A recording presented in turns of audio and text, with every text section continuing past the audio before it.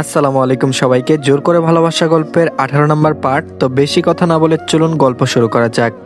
রজনী বলল, মা আপনার ছেলের জন্য আমাকে ক্ষমা করে দিন। আমি রাগ করে নেই মা, আমার ভাইয়ের অবস্থা ভালো না মা।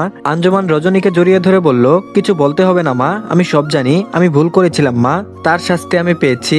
আমি আমার ছেলেকে ছাড়া থাকতে পারছি না, আমাকে তুমি ক্ষমা করে বাড়ি ফিরে চলো। হসপিটালে ভাই অসুস্থ প্রায়, এইদিকে শাশুড়ির ভালোবাসা।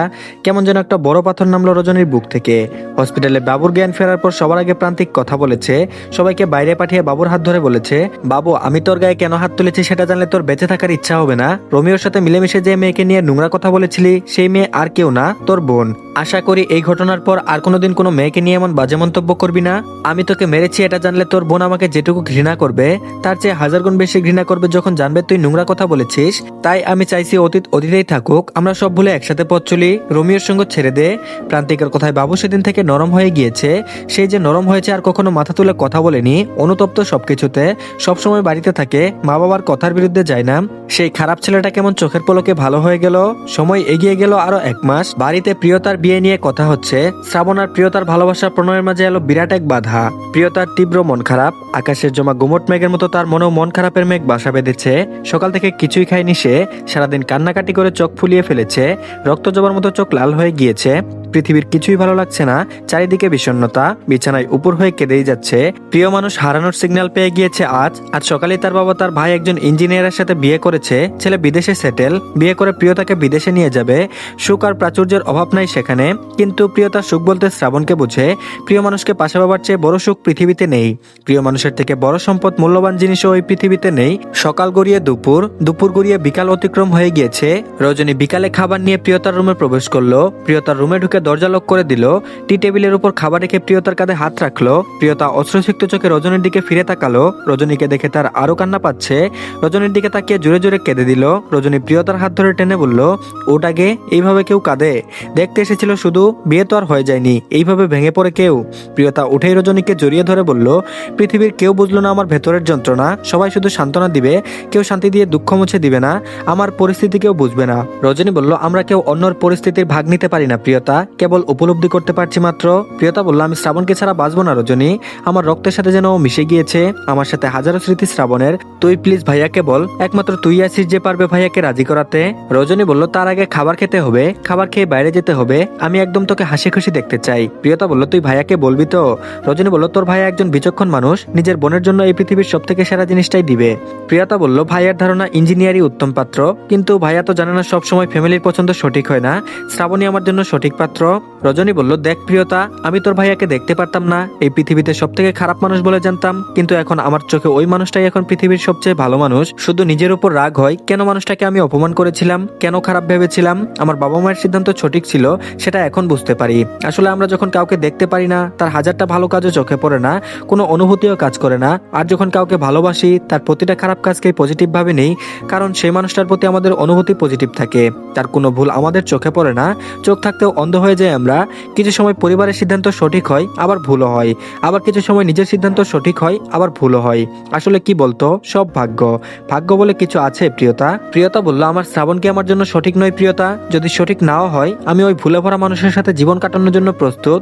আমি প্রমাণ করে দিব আমি সঠিক মানুষকে বেছে নিয়েছিলাম জীবনে, আমি ছাড়া শ্রাবণের আর কেউ নেই এই পৃথিবীতে, ও এতিম অনাথ, কেউ নেই ওর, কেউ ওকে ভালোবাসেনি কখনো, একমাত্র আমি আছি যে ওকে ভালোবাসবো। রজনী বলল, তুই এত সিরিয়াস শ্রাবণকে নিয়ে? প্রিয়তা বলল, আমি বাঁচলে শ্রাবণের সাথে বাঁচবো, নইলে মরে যাব, এখন আমার ডিসিশন তারা কি করবে, তুইও ভেবে দেখ ভাইয়াকে বলবি কিনা। রজনী বলল, বলবো না মানে? আমার কানে সানায়ের সুর ভেসে আসছে ননদিনী, শ্রাবণ আর প্রিয়তার বিয়েতে রজনী উড়াধুরা নাচ করবে। প্রিয়তা কিছুটা নিশ্চিত হলো। খাবার খেয়ে রজনীর সাথে বাইরে বের হলো। পরন্ত বিকাল, প্রান্তিকের ফুলবাগানে প্রিয়তা পায়চারি করছে, হেলে যাওয়া সূর্যের কিরণ প্রিয়তার মুখে পড়ছে, মুখশ্রীতে লাল আবার দারুণ লাগছে। দূর থেকে একজোড়া চক্ষু প্রিয়তার লালচে মুখের সৌন্দর্য বুঁদ হয়ে তাকিয়ে আছে। এই চোখ জোড়া প্রায় সব সময় প্রিয়তাকে দেখে, খুব ভালোভাবে দেখে, একদম মুগ্ধ নয়নে দেখে। এই চোখ জোড়ার মালিক অন্তর ভেতরে যে প্রিয়তার জন্য গভীর ভালোবাসা রয়েছে সেটা অপ্রকাশিত। প্রিয়তা শ্রাবণের কথা ভেবে হাসছে।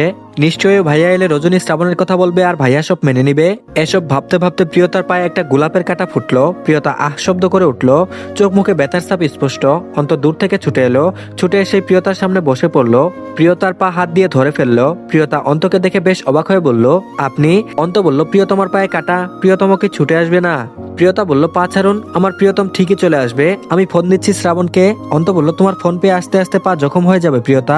কেমন হিরো শ্রাবণ, আমার আগে আসতে পারলো না? প্রিয়তা বলল, আমি জানি ভিলেনরা আগে আসে অন্ত ভাই, আর হিরোইনটি পরে হয়, আর আপনি আমাকে হঠাৎ আজ প্রিয়তমা বলে ডাকছেন কেন, কাহিনী কি? অন্ত পায়ের কাটা তুলে বলল, আমি একটু মজা করলাম, শ্রাবণকে চেতিয়ে দিলে ভালো লাগে, তোমাকেও চেতিয়ে দিতে ভালো লাগে, তুমি শ্রাবণের প্রিয়তমা, আমার নও। এতক্ষণে প্রিয়তা শ্রাবণকে মেসেজ করে দিয়েছে। শ্রাবণ মাত্রই প্রান্তিকের সাথে বাইরে থেকে এলো। প্রান্তিক নিজের রুমে গিয়েছে। শ্রাবণ ফুলবাগানে প্রবেশ করলো, মুখটা কেমন শুকনো দেখাচ্ছে, সারাদিনে নিশ্চয়ই কিছু খাওয়া হয়নি। শ্রাবণকে দেখেই অন্ত বলে উঠলো, শ্রাবণ শালা, তোর হয়ে আমি প্রক্সি দিচ্ছিলাম। শ্রাবণ ক্লান্ত চোখে মুখে প্রিয়তার দিকে তাকায়। আজ আর অন্তর কথার কোনো উত্তর দিল না। অন্ত বুঝতে পারলো শ্রাবণের মন ভালো নেই, তাই আর কথা না বাড়িয়ে সরে গেল। শ্রাবণের চোখ অশ্রুসিক্ত, একটা ছেলের চোখের পানি অতি সহজে বের হয় না। প্রিয়তা শ্রাবণের চোখে পানি দেখে বলল, সারাদিন কোথায় ছিলে তুমি শ্রাবণ? শ্রাবণ বলল, ভাইয়ের সাথে। প্রিয়তা বলল, কিছু খেয়েছো? শ্রাবণ বলল, হুম। প্রিয়তা বলল, মিথ্যা বলছো কেন? আর আজ তুমি কাঁদছো কেন? তুমি কি একটা মেয়ে? আমি তোমাকে বহুবার বলেছি আমাদের ব্যাপারটা ভাইয়াকে জানাও, অথচ তুমি আজ না কাল, কাল না পরশু এভাবে করে ভাইয়াকে আজও জানালে না। শ্রাবণ একটা দীর্ঘশ্বাস ছেড়ে বলল, ভাই আমাকে ভরসা করে প্রিয়তা, আমি কোন মুখে বলবো আমি আপনার বোনকে বিয়ে করতে চাই? হাজারবার চেষ্টা করেও পারিনি, আমি নিজেও জানি না কিভাবে বলবো। প্রিয়তা বলল, তাহলে আমার বিয়ে দেখতে চাও তুমি? শ্রাবণ বলল, আমার কপালটা এত খারাপ কেন প্রিয়তা? পৃথিবীর সব থেকে বাজে অনুভূতি নিজের ভালোবাসার মানুষকে অন্য কারো পাশে দেখা, সেই অনুভূতি আমাকে আজ হজম করতে হলো। ওই ইঞ্জিনিয়ারকে খুন করতে চাই আমি। প্রিয়তা বলল, কতজনকে খুন করবে তুমি? মানুষ খুন করার চেয়ে সহজ কাজ ভাইয়াকে গিয়ে বলা, সেটা পারবে না? আমি নিজে ভাইয়াকে বলবো। শ্রাবণ বলল, আমি বলবো আজ, হয় আমাকে ঘাট ধাক্কা দিয়ে বের করে দিবে, নইলে খুন করবে, নইলে তোমাকে আমার হাতে তুলে দেবে। প্রিয়তা বলল, ভাইয়া তোমাকে ভালোবাসে শ্রাবণ, ভাইয়া সব মেনে নেবে। শ্রাবণ প্রিয়তার দুই গালে হাত রেখে বলল, আমার প্রাণ পাখি, তুমি ছাড়া বুকের কাছে শূন্য, যদি কখনো তুমি আমার না হও, জেনে রেখো আমার মৃত্যু হয়েছে। প্রিয়তা বলল, তুমি ভুলেও এসব বলবে না, আমি সৃষ্টিকর্তাকে বলবো আমার আয়ু তোমার করে দিতে। শ্রাবণ বলল, দেখি পায়ে কোথায় কাটা ফুটেছে। প্রিয়তা বলল, অন্ত ভাইয়া কাটা তুলে দিয়েছে। শ্রাবণ বলল, এই অন্তটা ইদানিং তোমার দিকে তাকিয়ে থাকে। প্রিয়তা বলল, কখন? শ্রাবণ বলল, তুমি বুঝবে না ওসব, আমি জানি এবং খেয়াল করি কে তোমাকে দেখছে, কে কতবার তাকাচ্ছে। প্রিয়তা বলল, এত কেয়ারিং তুমি আমার প্রতি? শ্রাবণ বলল, ঠিক কতটা ভালোবাসি বুঝিয়ে বলা সম্ভব নয়, কিছু জিনিস অসম্ভব বুঝিয়ে বলা। শ্রাবণ নিচে বসে প্রিয়তার কাটা ফোটা পায়ে হাত বুলালো, হাত বুলাতে বুলাতে বলল, এত সুন্দর পায়ে কাটা ফুটলো, খুব ব্যথা পেয়েছো? প্রিয়তা আদরে গলায় বলল, খুব। শ্রাবণ বলল, ইস, অপেক্ষা করো একটু, এই আদর বিয়ের পরে হবে। প্রিয়তা বলল, শুধু বাজে কথা।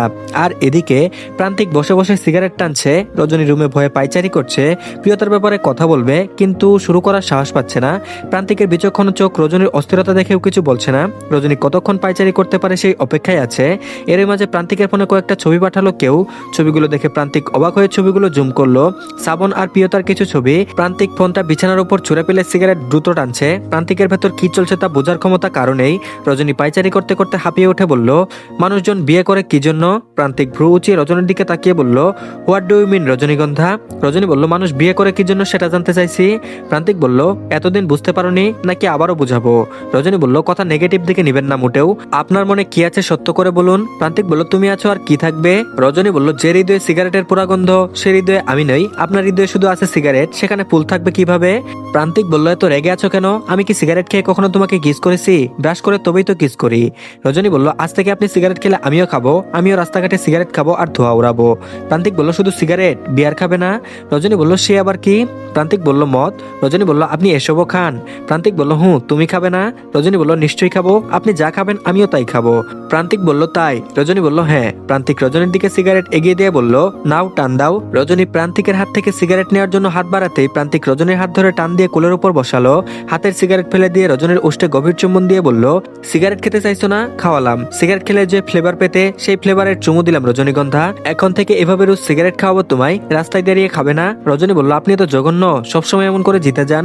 প্রান্তিক বলল, প্রান্তিক চৌধুরীকে যদি কেউ ভেবে থাকে হারিয়ে দিচ্ছে, উল্টো দিকে সে হেরে যাবে, টেরও পাবে না, রেজাল্টের পরেই বুঝবে কি বুকাটা ছিল। রজনী বলল, আপনার এত কঠিন কথা আমি বুঝি না, কিছু বলতে চাইছি আর আপনি শুনতেই চাইছেন না। প্রান্তিক বলল, কি বলবে তুমি? শ্রাবণ আর প্রিয়তার কথা। প্রান্তিকের মুখে একথা শুনে রজনী থমকে গেল। প্রান্তিক গভীর মনোযোগ দিয়ে তাকিয়ে আছে রজনীর দিকে। বিচক্ষণতার সাথে সাথে শ্রাবণ প্রিয়তার ছবির কথা ভেবে চলেছে। কে পাঠালো তাকে ছবির কথা ভাবতে ভাবতে রজনীকে প্রশ্ন করলো, কি রজনীগন্ধা, তুমি শ্রাবণ প্রিয়তার কথাই তো বলতে চাইছিলে তাই না? রজনী নিচের ঠোঁট কামড়ে ধরে গভীর চিন্তায় ধ্যানমগ্ন হয়ে তাকিয়ে রইল প্রান্তিকের দিকে। রজনীকে চিন্তিত হতে দেখে প্রান্তিক হো হো করে হেসে বলল, কি ভাবছো, আমি কিভাবে জানলাম? রজনী আমতা করে বলল, হ্যাঁ কিভাবে জানলেন? প্রান্তিক রজনীর সরল মুখের দিকে তাকিয়ে বলল, আমি কি জানি না সেটা জিজ্ঞেস করো সুইটহার্ট? আমার একজন শত্রু তৈরি হয়েছে, অথচ সে শত্রুই জানে না আমি তাকে অনেক আগে থেকেই ধরে ফেলেছি। তার উদ্দেশ্য তোমার ক্ষতি করে আমাকে কষ্ট দেওয়া। মানুষ এত বোকা কিভাবে হয়? তার বোঝা উচিত প্রান্তিক চৌধুরীর চোখ ফাঁকি দেওয়া এত সহজ নয়। শুধু দেখে যাচ্ছি আমার সব প্ল্যান সাজানো শেষ, আমার সাথে প্রতারণার শাস্তি কত ভয়াবহ হবে সে বুঝতেই পারছে না। আমি দাবার যে গুটি সাজিয়েছি সে বুঝতেও পারবে না কিভাবে গেমে হারিয়ে দিব। তার মনে হবে আমি কিছুই জানি না, কিছুই বুঝি না। আরো এক ধাপ তার কাছাকাছি এগিয়ে যাব, আরো বেশি ক্লোজ হব, তারপর সেই আঘাতটা করব যে আঘাতের কথা তার কল্পনাতেও ছিল না। প্রতারকের শাস্তি দিতে প্রান্তিক যে কত বড় গেম খেলতে জানে এইবার বুঝবে। শুধু কষ্ট হচ্ছে নিজের প্রিয় মানুষদের গুটি হিসেবে ব্যবহার করতে হবে। রজনী ভয়ে আত্মা শুকিয়ে এলো। প্রান্তিক এত ভয়াবহ আর বিচক্ষণ তার কল্পনারও বাহিরে। শত্রুকে বুঝতেও দিল না তার সব প্ল্যান জেনে গিয়েছে। তবুও রজনী প্রশ্ন করলো, আচ্ছা যদি আপনার শত্রু আপনার প্ল্যান বুঝে যায়, আপনার চেয়েও চালাক হয়? প্রান্তিক বলল, সে অনেক চালাক, বুঝলে? চালাক না হলে কি আর প্রিয়তার শ্রাবণের ছবি আমার ইনবক্সে দেয়? How nonsense. রজনী বলল, আপনি এখন কি করবেন? শ্রাবণ আর প্রিয়তাকে কি মেনে নেবেন না?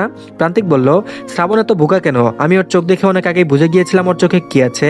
ওর মতো কাপড়ের সাথে কি আমার বোনের বিয়ে দেওয়া মানাই? আমি কি ওকে মেরে ফেলতাম? না হয় মেরেই ফেলতাম। ভালোবাসার মানুষের জন্য মানুষ জান দিচ্ছে, আর ও কিনা মুখ ফুটে কোনোদিন বলতেই পারলো না ও কি ভালোবাসা পাওয়ার যোগ্য? রজনী বলল, উনিই যোগ্য। আপনি কষ্ট পাবেন বলে নিজে কষ্ট সহ্য করেছে। প্রান্তিক বলল, এই পৃথিবীতে শ্রাবণ ছাড়া আমার বোনকে কেউ ভালো রাখতে পারবে না, তাই না রজনীগন্ধা? রজনী বলল, হ্যাঁ। প্রান্তিক বলল, আমি অনেক ক্লান্ত রজনীগন্ধা, জীবনে প্রথমবার প্রান্তিক চৌধুরী ক্লান্ত, একটু মানসিক শান্তি চাই, দিবে আমায়? রজনী প্রান্তিকের এমন কাতর মুখ আগে দেখেনি। প্রান্তিকের দুই হাত ধরে বলল, আমি আছি আপনার সাথে, আপনার সকল ক্লান্তির ভাগ আমি নিব, আপনাকে একা বইতে দিব না কিছুই। বলে রজনী আলতো করে প্রান্তিকের কপালে চুমু দিল। প্রান্তিক সকল ক্লান্তি ভুলে চমকে উঠল। প্রথমবার রজনী তাকে চুমু দিয়েছে। প্রান্তিকের দুই উষ্ঠে হাসি ফুটল। সে রজনীর কপালে চুমু দিয়ে বলল, আজ প্রথম তোমার উষ্ঠের ছোঁয়া আমার কপালে নেমে এসেছে। Happy kiss day sweetheart.